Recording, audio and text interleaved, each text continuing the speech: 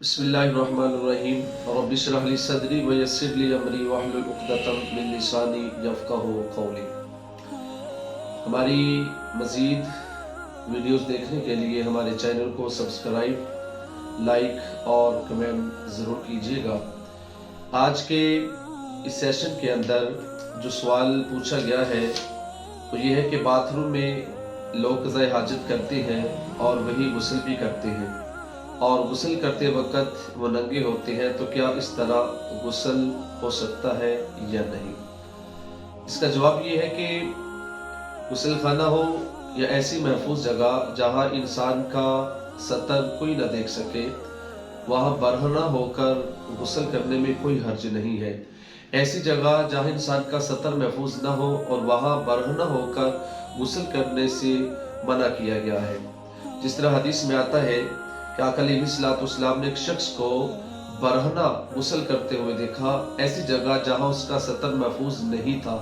तो आका अलैहिस्सलाम ने उसकी ममानत फरमाई, हुज़ूर मिंबर पर तशरीफ लाए और आका अलैहिस्सलाम ने सबसे पहले अल्लाह की हम्द और सना बयान की और उसके बाद आप सल्लल्लाहु तआला अलैहि वसल्लम ने इरशाद फरमाया, इन्नल्लाह हय्युन सित्तीरुन युहिब्बुल हया वस्सत्रा व इज़ा तसला अहदुकुम फलयस्ततर। करीम आका अलैहिस्सलाम ने फरमाया कि बेशक अल्लाह बहुत हया वाला और पर्दा पोश है, इसलिए ये हया और पर्दा को पसंद फरमाता है। इसलिए जब तुम में से कोई खुली जगह गुस्ल करे तो उसे सतर छुपा लेना चाहिए। इसमें आका अलैहिस्सलाम ने जब उस शख्स को देखा तो हुजूर ने आकर ये इरशाद फरमाया। और सफवान बिन याइला से रिवायत है, आप फरमाती है कि इन्नल्लाह हय्युन सित्तीरुन फ़इज़ा अरादा अहदुकुम अन यग़सिला फलयतवारा बिशैइन। अल्लाह ताला पर्दा पोश है और हया को पसंद फरमाता है, इसलिए जब तुम में से कोई शख्स गुस्ल करने का इरादा करे तो उसको चाहिए कि वो किसी चीज से पर्दा कर ले, यानी बरहना होकर गुस्ल करने की ममानत है।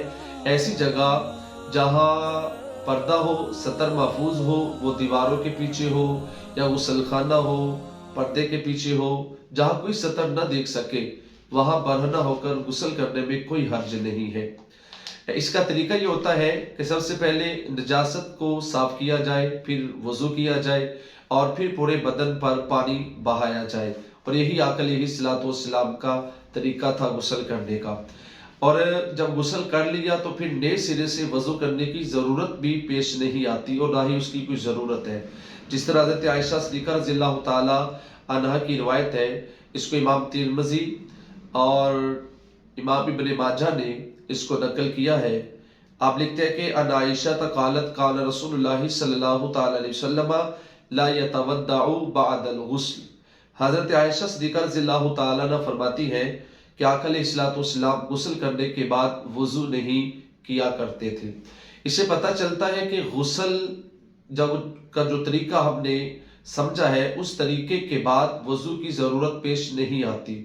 इसी तरह जब इंसान बरहना होकर गुस्ल करता है तो उसी के साथ उसका वजू हो जाता है। और इसी तरह इंसान अगर वजू भी करता है तो उसके वजू के अंदर भी कोई कबाहत या उसके वजू में कोई फर्क नहीं आएगा, बल्कि उसका वजू मुकम्मल हो जाएगा।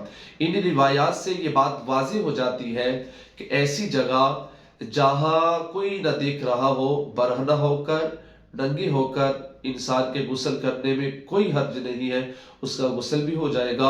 और अगर वो सुन्नत तरीके से गुस्ल करता है तो उसका साथ वजू भी हो जाएगा।